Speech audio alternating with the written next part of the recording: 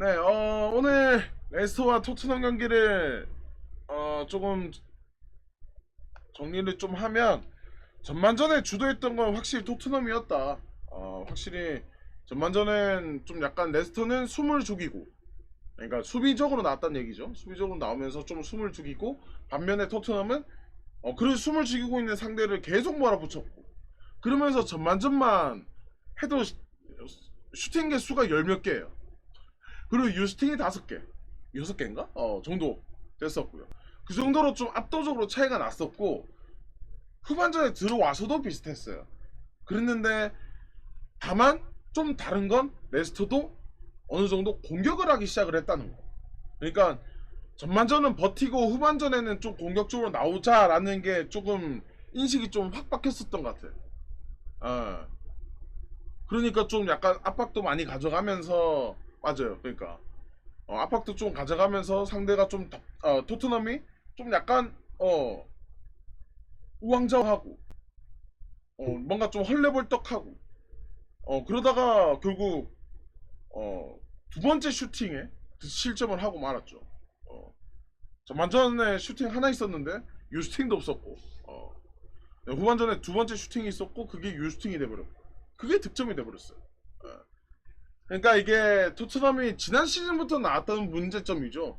포스테코글루 감독이 되면서 조금 어느 정도 문제점이 생긴 게 결국은 좀 약간 상대가 압박을 들어왔을 때 조금 주춤하는 게 있다.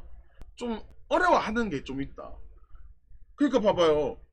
후반전에 애들이 레스터 애들이 좀 과감하고 좀 붙어주고 좀 압박도 세게 하고 하니까 우도기, 포로, 사르, 벤탄쿠르, 메디슨, 존슨, 손흥민, 솔랑케 전부 다 그러니까 몇 명 제외할 것도 뭐 누가 할 것도 없어. 전부 다 그러니까 압박해 버리니까 밀려버려요.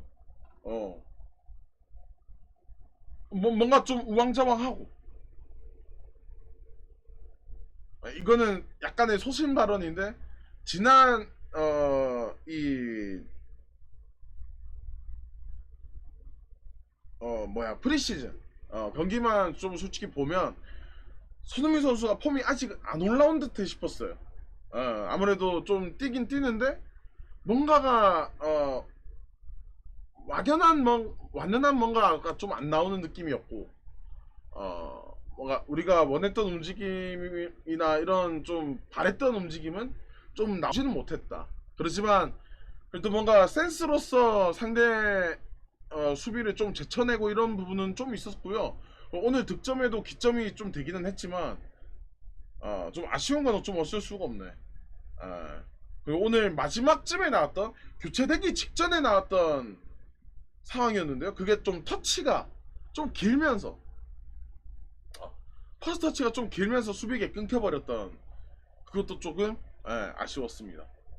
그래서 좀 오늘 솔직히 상대적으로 좀 강한 팀 그러니까 손흥민 선수든 토트넘 선수들이든 전부 다 레스터시티 상대로 좀 강했어요. 상대적으로 좀 강한 상대를 만났는데 어, 그게 좀 아쉽네. 이렇게 좀 비긴 건 좀 아쉽게 된 것 같습니다. 뭐 물론 지난 시즌도 비슷했어요. 약간 출발이 뭐 이기긴 했었지만 상대적으로 좀 약한 팀이었던 벌리를 만났었고 좀 그때는 좀 약간 이기면서 좀 분위기를 좀 잡아놓고 갔었었는데 오늘은 좀 많이 힘들었던 것 같습니다. 많이 어려웠던 것 같고 다음 경기가 에버튼인가 그렇거든요. 다음 경기가 에버튼인가 그런데 좀 집중을 해서 할 필요가 좀 있어 보입니다. 돌파가 안 되는 건 몇 년 전부터 사라진 건 맞죠. 그냥 안으로 들어오면서 슛을 좀 해야 되는데 슈팅도 좀 없고 항상 손흥민 선수가 안 좋을 때 나오는 패턴이 오늘 그대로 나왔다고. 솔직히 좀 그런 느낌이었죠. 좀 약간 잡고 뒤로 빼고 잡고 뭐 이게 그러니까 상대가 어느 정도 예측을 해서 나온 거라는 건 좀 알겠는데 그거를 좀 이제 손흥민 선수는 센스로 좀 풀어나가는 최근 들어서는 좀 그런 게 있었는데 그게 좀 안 나온 점. 다음 경기 에버튼전에는 꼭 나와주길 한번 바라보고요. 좀 부디 좀 잘 되게 말해봅니다. 예. 여기까지.